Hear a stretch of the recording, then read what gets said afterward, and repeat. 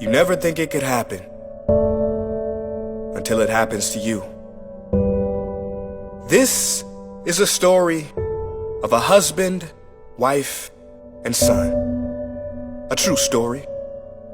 The husband is a very successful businessman, very wealthy. He puts in long hours on the job, but both his wife and young son suffer from loneliness.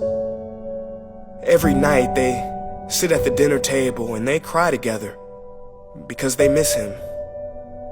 And he misses birthdays and anniversaries. Now the father is already very successful, but still doesn't have time for his wife and son. Even when he's at home, he's not truly home. He's thinking about his business meetings, his clients. He's on the phone texting and making calls. One day, the wife finally gets fed up, and she goes to her husband and says, "Honey, we are very lonely here. We miss you. Please come back to us." And the husband very lovingly says, "Darling, for the time being, no one can replace me as director. They need me.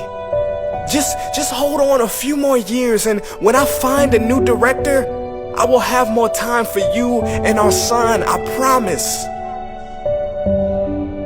6 months later, the husband was driving on the same road he took home every night. He lost control of his vehicle and died. His company replaced him and found a new director in just 2 days. Isn't it sad that we spend so much time on the things that are urgent that we have none left for those things that are important? Please do not get me wrong. Striving for a better life and wealth for yourself and your family is great. Look, I don't think you can get too much money, but if money gets you, that's too much. If money becomes your God, if you make $1 million but lose your health in the process, is that success?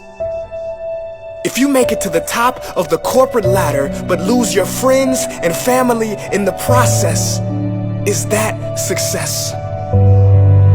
I ask you, are you taking for granted the moments with the real people who are close to you by focusing on a future moment that doesn't even exist?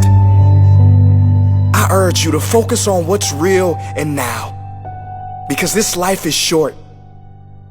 And as they say, there has never been a deathbed regret that said, "Boy, I wish I spent more time in the office."